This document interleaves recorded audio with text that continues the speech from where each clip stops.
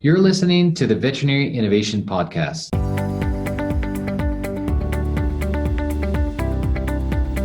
You're listening to the Veterinary Innovation Podcast. My name is Shawn Wilkie, and along with my awesome co-host, we interview the innovators in the vet space every week. Ivan, please go ahead and introduce today's guest. Hey, I'm excited to introduce today's guest, Dr. Sungwon Lim. Dr. Sungwon is not a veterinarian, but he holds a PhD from Stanford University in bioengineering and has a master's degree in translational medicine from UC Berkeley and UC San Francisco Joint Bioengineering Program. Wow. Dr. Sungwon Lim is the CEO and co-founder of ImpriMed, is a bioengineering entrepreneur with 20 years of collective experience in academia and pharmaceutical and biotech industries. He founded ImpriMed with a strong motivation to innovate a way to help cancer patients. He's a strong advocate of functional precision medicine and comparative oncology. Welcome to the show. Thank you for joining us. Hi, Ivan. Hi, Shawn.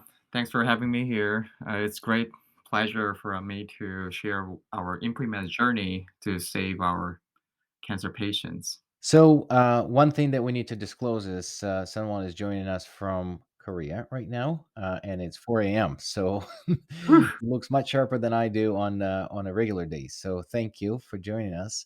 We have this sort of a trend of recent several episodes that are all sort of geared towards cancer, Sean, don't we? It's interesting, and a lot of them are about diagnostics, but also I think that you're gearing more towards the treatment. So it's excellent. I think it's a sequel to the previous one where we were talking about how to find the condition. So tell us more about ImpriMed. What is it about, and what are you trying to accomplish? Sure. We are a precision medicine company in the veterinary oncology space. What we do is that we provide this service to veterinary oncologists, trying to help them to find out the drugs that are most likely to be effective for individual cancer patients in dogs and cats. You made a right point. We are actually not a diagnostics company. We're not a pharmaceutical company. We're in the middle of diagnosis and then treatment. Once the dog, for example, they are diagnosed with lymphoma, the doctors send us the sample and then we test the live cancer cells from the patients against more than 300 different drug variations per each patient. And then we analyze the data and then we input that data, use that data for the prediction of which drug works best for this patient. That's incredible. So how accessible is it? I know you mentioned oncologists, and last episode we had, and we were talking about oncologists that are almost like unicorns. That there's not many of them, and this is something that potentially, and I don't know if that's the future of it, could be done maybe without oncologists, maybe with kind of spread into a regular practice as well, because it's really hard for because everybody gets cancer. I mean, no, everybody who didn't get hit by a car gets cancer. So, what is the future of this, and how difficult it is for someone who is not oncologist? Maybe not right now, for sure you're going through the right route, but in the future to access this service. And what is this, too, just to tag on the end? Like, what would they be accessing? These are the great questions. So right now, we definitely work with the veterinary oncologists who are the opinion leaders and then who are definitely the decision makers of which drugs to be treated for patients. So that's why we started with working with veterinary oncologists. So the sample that we need is the live cancer cells from the enlarged lymph node or tumor sites. So to get that sample, doctors use the technique called fine needle aspiration, which uses fine needle syringe needles to poke into the enlarged lymph node and try to get the patient's cancer tumor biopsy samples from there. So this is definitely professional techniques that requires professionals, experts like the oncology staffs or the oncology doctors. So that's why pet owners needs to bring their pets to the veterinary hospitals to get these samples. And then there are some kind of work process that we send out the collection kits and then the shipping box to the veterinary hospitals so that doctors can put the samples into the media tubes that we are providing and then send it back to us. So this kind of process or workflow is set up between ImpriMed and then veterinary hospitals. And then we really want to expand this. Of course, the analysis and then the interpretation is definitely done best at the veterinary specialty hospitals who has veterinary oncologists. But this is open service to the veterinarians and the general practitioners. So we start with the veterinary oncologists and then expand to the general hospitals. But it's a little bit tricky to open this to the pet owners at home.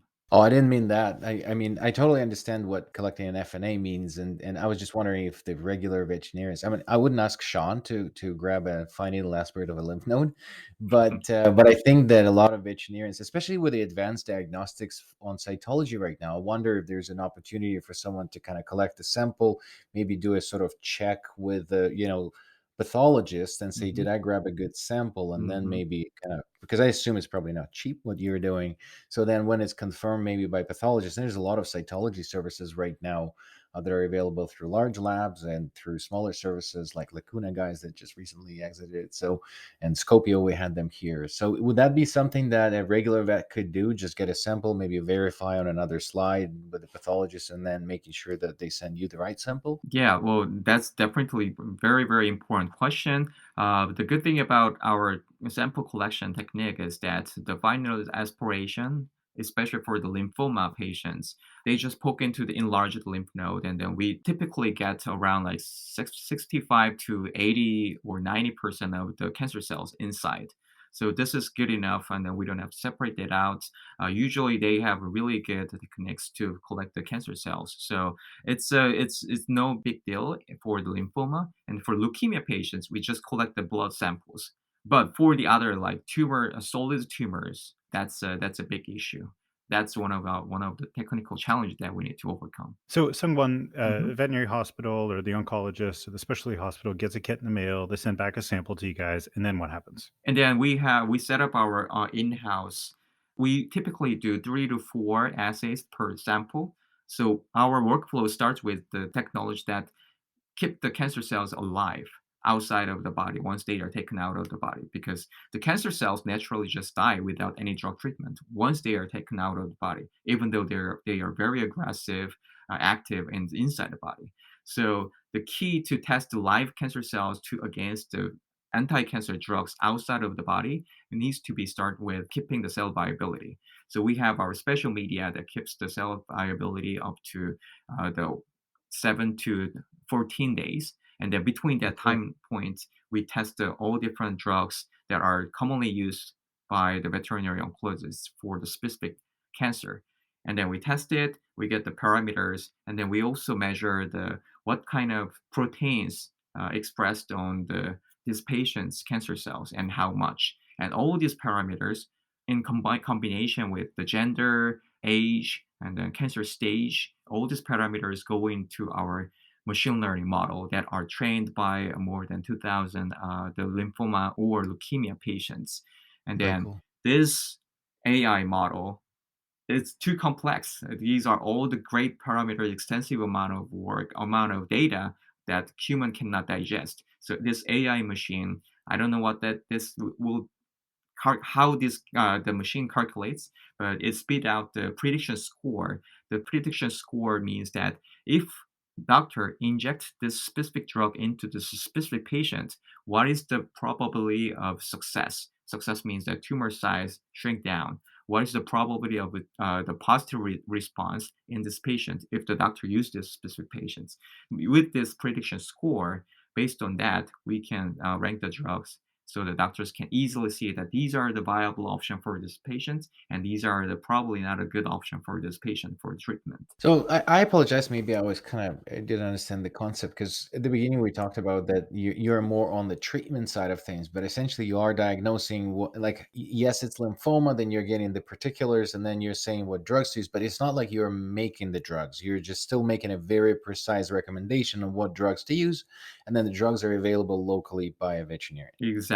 Yes. Yeah, so you guys are like outsourcing a lot of the science and testing for all of these cancer patients to provide them the best treatment possible, and then using machine learning and that algorithm, which I'm sure continues to grow and get better, to provide the best possible recommendation for treatments. So we are not outsourcing the assays. We have all the assays in-house. So we have a wet lab and then dry lab. Wet lab, we receive sample, run all these assays. These are the proprietary assays that we set up. And then the raw data immediately goes into our dry lab. Our data scientists and then software engineers are there. So we set this up trying to minimize the turnaround time. Makes sense. So then it sounds expensive. Can regular people afford that? Is this something that that will be available publicly, or is it like $10,000 a sample and commercially not available soon? No. Yeah, well, we know how much money that in the veterinary oncology and the pet owners need to pay for their cancer treatment. So no, it's not $10,000. It's around like 1,000 to $1,500 to the pet owners. So, well, based on the sales, it seems like there are people who can pay. Yeah, sure. Where are you getting all the data for your machine learning models from? And how are you differentiating yourself with other companies that are in the space? And what's the state of machine learning in pet healthcare? And I'll stop asking questions now, but I have about 400 other ones ready for you. Yeah. So I can start with the uniqueness of our company because this live cell based assay, the biotechnology side, and then also the AI, the combination with this already makes our company very unique because no one is actually doing this for the precision medicine for the cancer treatment. Sean made a really good point here where we get the real world data because machine learning, this AI model and the machine learning algorithms, they need to be trained by the real world evidences.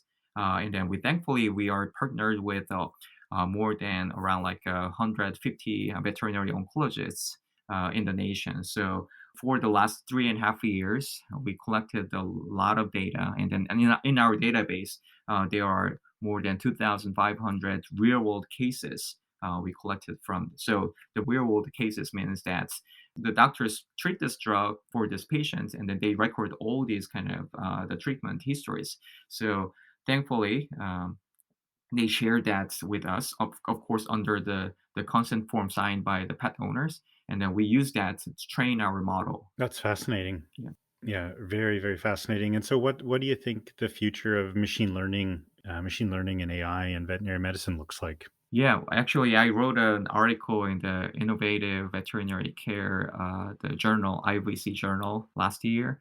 So if you take a look into this AI in veterinary as a new tool, it's very exciting. Of course, we start with the imaging, easily start with the imaging, just like in human side, AI aided X-ray or the other radiology, the imaging analysis. It's very, very growing very fast. It's actually same for the veterinary space here, and also there are some kind of like AI, the research by academic institution that detects the CKD, which is a kidney disease, only based on the patient's information without any receiving the samples.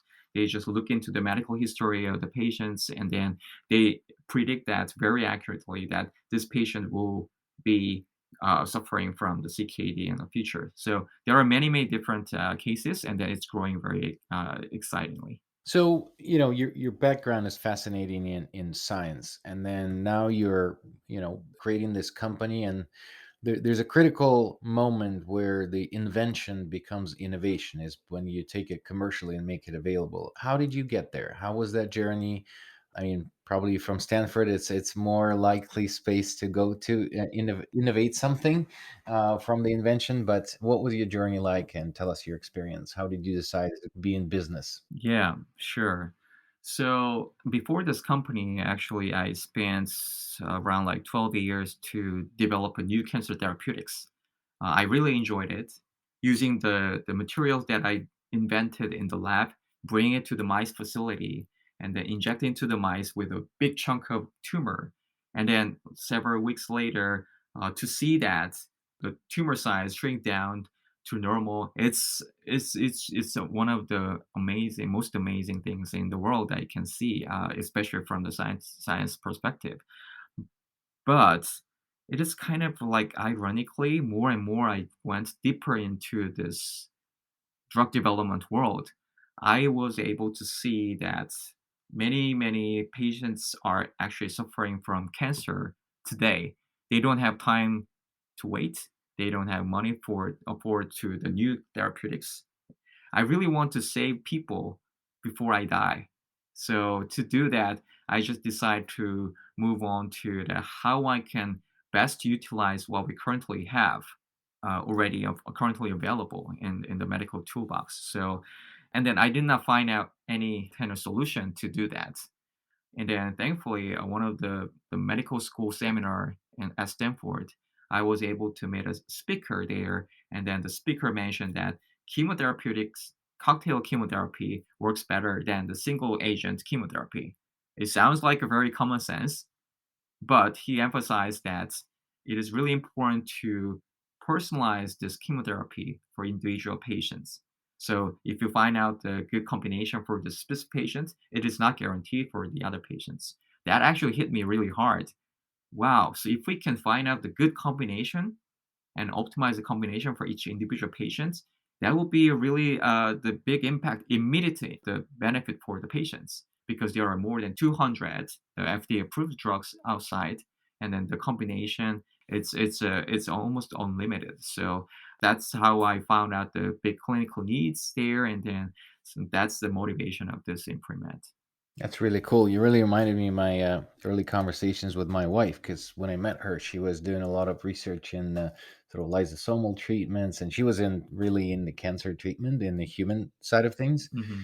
And she called me a plumber because she said, "You're a veterinarian, you just fix things that are broken, and it's sort of very straightforward. It's not a real science." So she still holds this up to me. But again, I understand how you arrive to the idea, but how do Hmm. you take a scientist like yourself who gets excited about these large tumor growths in mice and Yeah. then go straight into business and make it a business? Like, what was that leap? What did you have to do to say, okay, there's not only the lab bench, but this is how you actually need to commercialize it. I need to reach out to oncologists. Like, what was that journey like? Yeah, so right after I found out the clinical needs, and then I was very fortunate to work with our team members. So one of our team members, one of our co-founding members, he brought up a great idea that's because I did not know that's how we can make all different combinations and how we can test all different drugs because there are so many we cannot do that by hand. And then he actually suggested that how about printing the drugs? What does that mean? And then pointing out the printer out there, and then maybe you can fill up the drug cartridge of the printer cartridge with the drug instead of ink, and then use that as a drug printer.